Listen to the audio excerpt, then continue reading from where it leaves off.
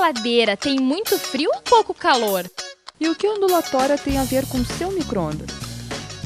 Tem ímãs no liquidificador. Por que cair na piscina é diferente de cair no asfalto? E afinal, qual é a relação entre seu espelho e o escuro? Não entendeu? Relativiza. Física na cultura. Boa noite. Você sabia que existem milhares de aglomerados estelares apenas em nossa galáxia? E você sabia que muitos deles são visíveis com pequenos telescópios ou até mesmo olho nu? Na palestra Os Belos e Úteis Aglomerados Estelares, o professor Basílio Santiago explica o processo de formação das estrelas e como elas evoluem com o tempo. Todos os meses, o Instituto de Física realiza na Livraria Cultura palestras que aproximam a física do dia a dia. Os melhores momentos desses encontros você acompanha aqui, no programa Física na Cultura. Bom, então eu vou começar mostrando algumas imagens de aglomerados estelares que são familiares às pessoas que se dispõem a olhar o céu noturno. Por exemplo, no céu de verão, perto das Três Marias, a gente pode ver a constelação de Touro, onde tem os dois aglomerados estelares, um junto do outro, mais próximos do Sistema Solar. As Pleiades, também conhecidas como Sete Irmãs, e as Íades, né? As Íades, elas formam um V no céu. Um dos vértices desse V é uma estrela muito brilhante, alfa da constelação do Touro, a estrela Aldebaran, que é uma gigante vermelha. Só que ela não pertence às Íades. Então, se vocês olharem ali embaixo, as estrelas mais brilhantes escrevem um V, e em torno dela há um conjunto de estrelas azuladas que formam o aglomerado das Íades. E as Pleiades formam um sistema mais compacto, as chamadas Sete Irmãs, né? Então ali eu listei algumas propriedades desses dois aglomerados tão fáceis de se observar, você não precisa nem de um binóculo, né? A magnitude dos dois, né? As Pleiades com 1,6, as Íades com 0,5. O que é a magnitude? É uma medida do brilho aparente das coisas no céu. Quanto menor a magnitude, mais brilhante é o objeto. O tamanho angular vem em seguida. As Pleiades têm quase 2 graus no céu, as Íades têm 5,5 graus no céu. Então vocês imaginam um semicírculo. Um semicírculo tem 180 graus, certo?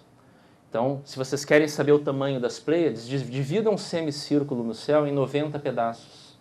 Cada pedacinho desses terá 2 graus, que é mais ou menos o tamanho no céu das Pleiades, né? Então são objetos bem fáceis da gente identificar. As distâncias de algumas centenas de anos-luz, o número de estrelas, são sistemas com idades da ordem de 100 milhões de anos, no caso das Pleiades, e de 600 milhões de anos, no caso das Íades. Como é que a gente sabe disso? Mais adiante eu vou falar.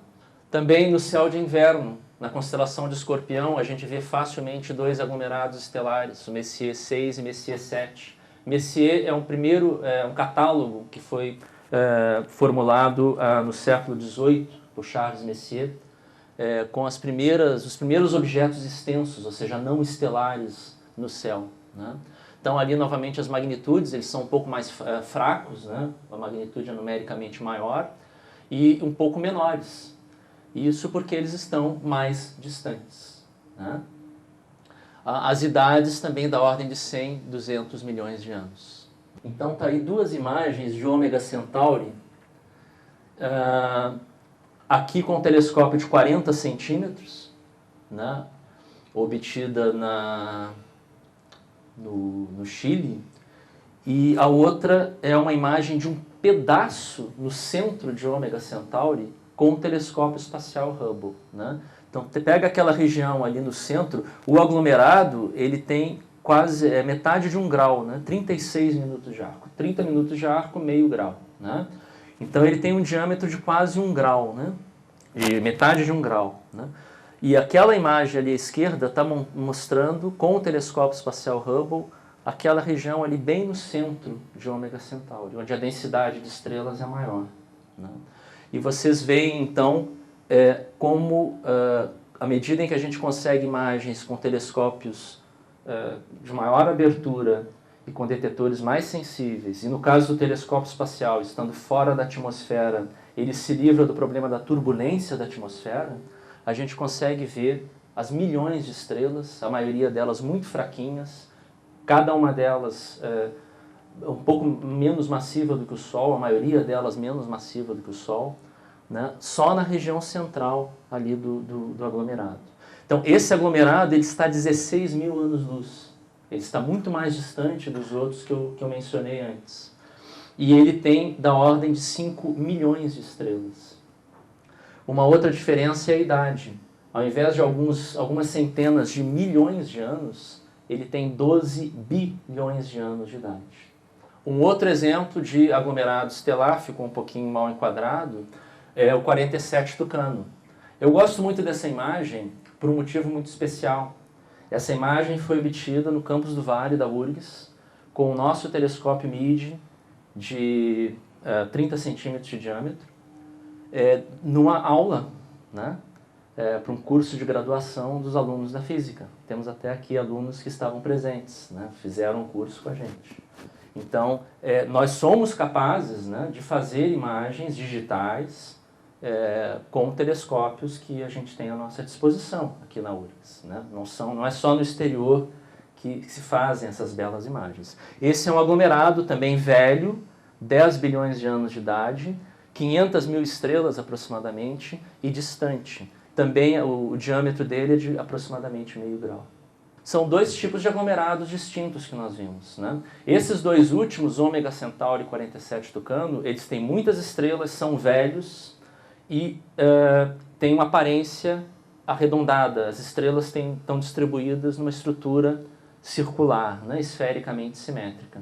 Os outros que eu mostrei, as Pleiades, as Íades, Messier 6 e 7, têm menos estrelas, são mais jovens, e a distribuição das estrelas é mais dispersa, a densidade é menor.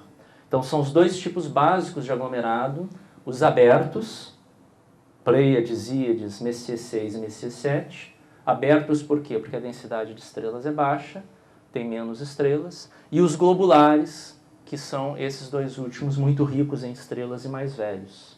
Se a gente plota, também ficou um pouco mal enquadrado, magnitude contra a distância, ali na parte superior esquerda, e aqui o tamanho aparente no céu contra a distância, a gente vê claramente que são dois tipos distintos de aglomerados, né? Então, os mais próximos, né? O que acontece quando a gente considera aglomerados mais distantes, né? Quanto mais distante o aglomerado, a tendência é de ficar menor no céu. Da mesma forma que um carro muito distante na estrada, ele vai ter um tamanho aparente para a gente muito menor do que se ele estiver próximo da gente, né? Então, a mesma coisa, o diâmetro aparente, à medida que a gente considera aglomerados mais distantes, vai diminuindo. Então, tem uma linha muito bem definida para os aglomerados abertos. Agora, olha só os globulares, eles estão lá longe, bem mais distantes, essa escala aqui é logarítmica, né? E é o log da distância, então eles estão muito mais distantes do que os outros, mas eles mesmo assim têm tamanhos comparáveis a Messier 6 e Messier 7, que são esses dois últimos aqui. E em termos de... desculpa, isso aqui é a magnitude, desculpe, isso aqui é a magnitude, não é o tamanho. O tamanho está mostrado aqui, né? Mas é a mesma coisa, aqui, os dois globulares mais distantes, com tamanhos aparentes no céu comparáveis aos abertos, apesar de estarem muito mais longe. Então, por quê? Eles são muito maiores. E o brilho também. O brilho deles é comparável a alguns dos abertos, apesar de estarem muito mais distantes. Então, são muito mais ricos em estrelas.